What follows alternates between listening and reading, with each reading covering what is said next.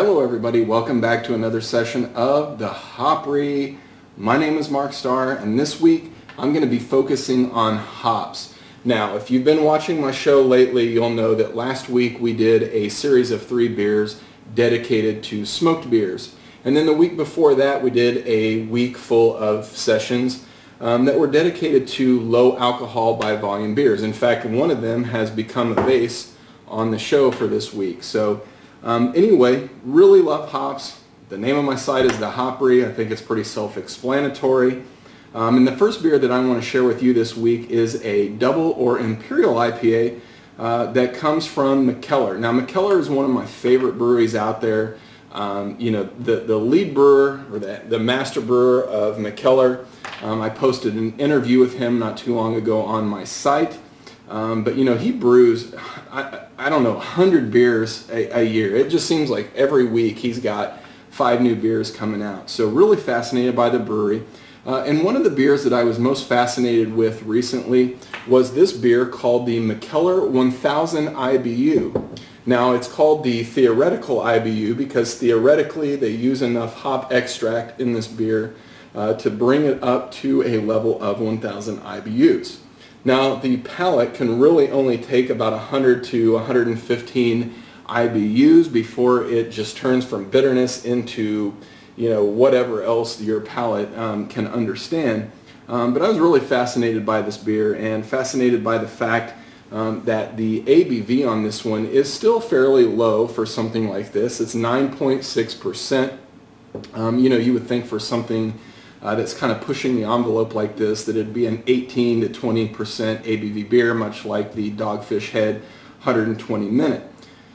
But it's not. It's 9.6%, and I'll tell you, man, I've really been anxious to try this one.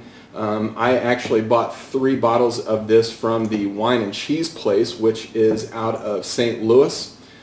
Give them your business. They do a really good job. If you're looking for anything from Cantillon, they've got it. If you're looking for good Italian craft beers, they've got them. If you're looking for Mikkeller beers, they've got them. They ship, I think, pretty much all over the country, but they do an excellent job.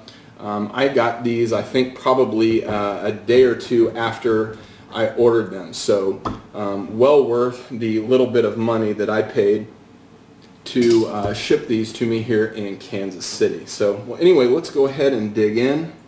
Really excited to try this one. I have no idea what to expect. I'm just hoping that there are tons of hops. And I guess that's really all I can hope for at this point, and I think I'm going to get it. So, you know, looking at the color, it's pretty cloudy.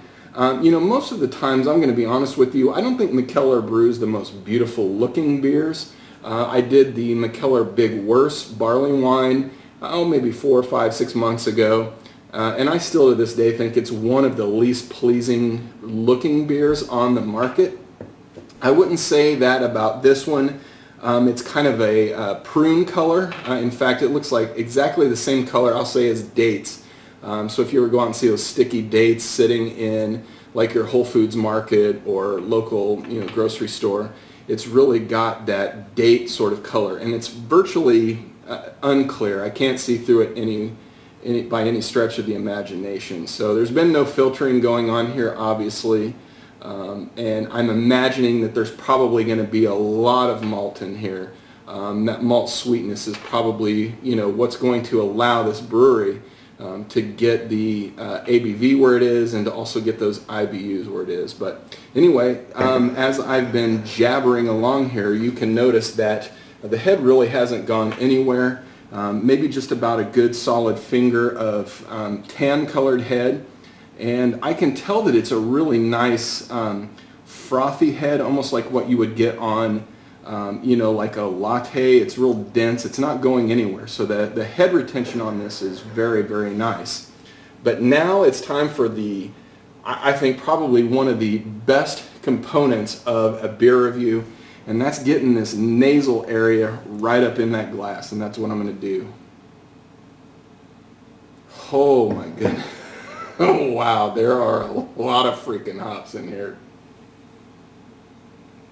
This smells amazing. Now, I didn't do a whole ton of research on the hops that they use, but I'm really reminded of the Double Simcoe IPA from Weyerbacher that I did not too long ago. So I'm smelling a lot of Simcoe in here. Man, this thing is just a hop explosion. Now I can tell that there's a lot of malt in here as well. This smells really well-rounded. It smells very balanced. I'm really not getting a whole lot of anything aside from the hops and the caramel malts, which, you know, people always talk about, oh, you know, peach, mango, pine, grass, you know, cat urine for some of the more Simcoe forward IPAs. I really get a lot of that, but this really smells more like hops than it smells like anything else. So anyway, I'm just dying to taste it, so let's do it.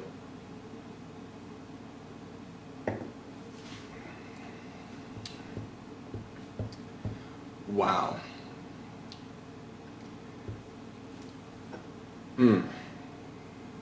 God damn, that is hoppy, man.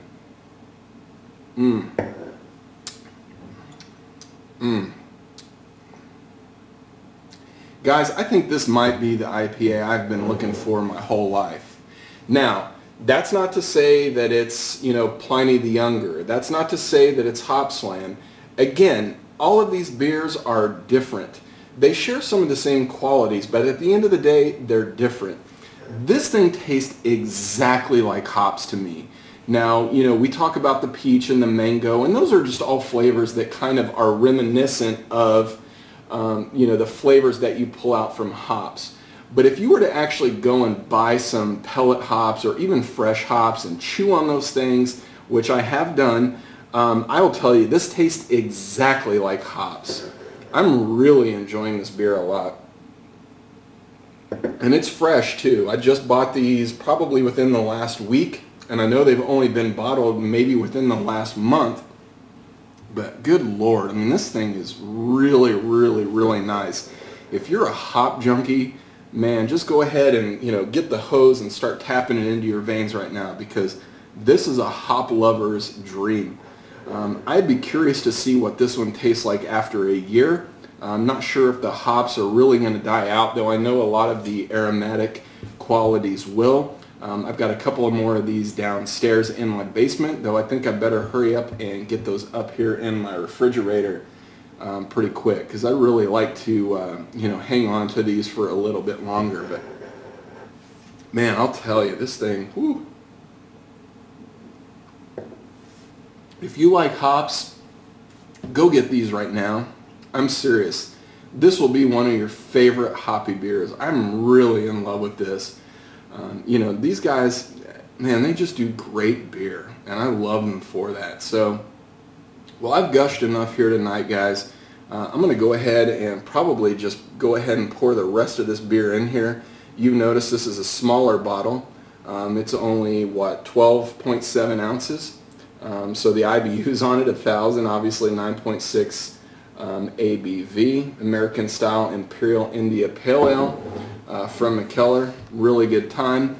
You can see I poured a little bit more than I normally do, and I've got about 3-4 fingers worth of head there. So really good night.